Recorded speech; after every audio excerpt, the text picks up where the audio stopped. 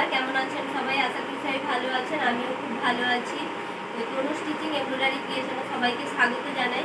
আবারও একটি নতুন ভিডিও নিয়ে চলে এলাম। আগের ভিডিওতে বলেছিলাম এই মেজারমেন্ট টেপ নিয়ে।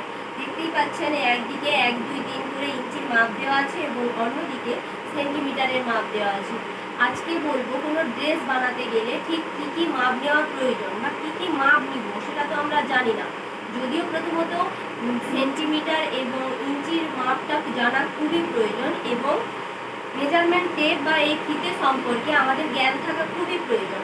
তা সত্ত্বেও ঠিক কোন ড্রেসে কোন মাপ নিব সেটা জানাও আমাদের খুব প্রয়োজন।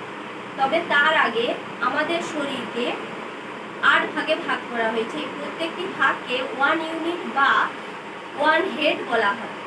তো সেটাই আজকের ডিটেলসে জানব। ভিডিওটি ভালো লাগলে লাইক, কমেন্ট ও শেয়ার করবেন এবং আমার চ্যানেলে নতুন হলে সাবস্ক্রাইব করে পাশে থাকবেন। স্যার উইলিয়াম 1666 খ্রিস্টাব্দে একজন পূর্ণাঙ্গ মানুষের দৈর্ঘ্যের মাথা থেকে পায়ের পাতা পর্যন্ত 5 ইঞ্চি ও 8 ইঞ্চি করে 8 ভাগে ভাগ করেছেন। এই এক একটি ভাগকে বলা হয় 1 হেড। মাথা থেকে গলার এই অংশ পর্যন্ত এটিকে বলা হয় 1 হেড বা ইউনিট 1। গলা থেকে স্তন্যাগ্র মানে আমাদের বুক পর্যন্ত এই অংশ পর্যন্ত বলা হয় ইউনিট 2 অথবা 2 হেড। এখান থেকে আমাদের নাভি, আমরা নাভি নিজেরাই বুঝতে পারি। তো নাভি পর্যন্ত বলা হয় 3 হেড বা ইউনিট 3। নাভি থেকে আমাদের পাছা পর্যন্ত একে বলা হয় 4 হেড অথবা ইউনিট 4। পাছা থেকে আমাদের পুরু পর্যন্ত এই অংশকে বলা হয় ইউনিট 5 অথবা 5 হেড। তো পুরু থেকে আমাদের হাঁটু পর্যন্তকে বলা হয় 6 হেড বা ইউনিট 6। আবার হাঁটু থেকে পায়ের স্থলি পর্যন্তকে বলা হয় 7 হেড এবং পায়ের স্থলি থেকে পায়ের পাতা পর্যন্তকে বলা হয় 8 হেড বা ইউনিট 8। এবার বলবো কোনো ড্রেস বানাতে গেলে, যদি নিজের কোনো ড্রেস বানাতে যাই তাহলে ঠিক কিভাবে মাপ নিব। প্রথমে যেটা নিতে হবে, কোনো ড্রেস যদি বানাতে যাই প্রথমেই দরকার ঝুল বা লম্বা। তো নিজের যদি ঝুল বা লম্বা নিতে যাই তাহলে কিভাবে নিব? ফিতেটাকে এইভাবে ধরবো। ধরো আমি 30 ইঞ্চির একটা কুর্তি বানাবো বা 32 ইঞ্চির কুর্তি একটা বানাবো। তো ফিতেটাকে এইখানে কাঁধের মিডিল বরাবর ধরবো, ধরে এই ফিতেটাকে এইভাবে ধরবো। কতটা যাচ্ছে সেটা এইখানে হাত চেপে দেখে নিব যে কতটা হচ্ছে। এইভাবে নিজের ঝুল নিতে পারো। ঝুলের পরে যেটা দরকার সেটা হচ্ছে শোল্ডার বা কাঁধ বা আমরা যেটাকে বলি পুট। সেটা কিভাবে নিব? সেটা হাতের এই অংশ, হাতের শেষ প্রান্ত, অথবা হাতের শেষ প্রান্ত বলতে পারি, অথবা আমাদের যেখানে জয়েন্ট ওই দুটো জয়েন্টের দুদিক থেকে আমরা মাপটা নিব। কিভাবে নিব?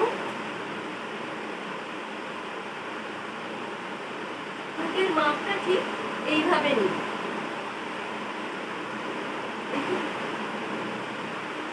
আমার এসছে 15.5। তো এর পরে হচ্ছে বুক বা চেস্ট, সেটা কিভাবে নিব?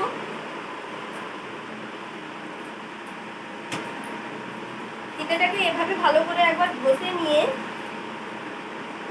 বুকের মিডিল বরাবর ফিতেটাকে ধরবো এবং ফিতের মাঝখানে একটা আঙুল রাখবো। অবশ্যই একটা আঙুল ভেতরে থাকবে। তো এইভাবে করে আমরা বুকের মাপ নিব। ঠিক আছে, দেখা যায়।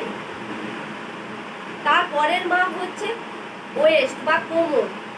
কোমর কোনটাকে বলবো? কোমর আমরা যে জায়গায় প্যান্ট পরি ওইটাকে কোমর বলবো না। আমরা জামা কাটিং করার ক্ষেত্রে যেটাকে কোমর বলবো, নাভির সোজা কোমর বলবো। নাভির সোজা কোমর বলবো। এবং তারপরের যেটা নিতে হয় পাছা, পেছনের দিকে যেখানে উঁচু ভাবে অংশ খুব বেশি থাকে আমাদের, সেটাকে বলা হয় পাছা। তো এইভাবে এক এক করে মাপ নিব। তো অন্যের ক্ষেত্রেও যদি মাপ নিই তাহলে ঠিক এইভাবেই মাপ নিতে হবে। তো ঠিক কি কি মাপ নিব? যদি প্রথমে আমরা আন্ডারপ্যান্ট যেটা বয়স্ক লোকেরা পরে থাকে তার ক্ষেত্রে নিব লম্বা, যেটা ঝুল বলি আমরা।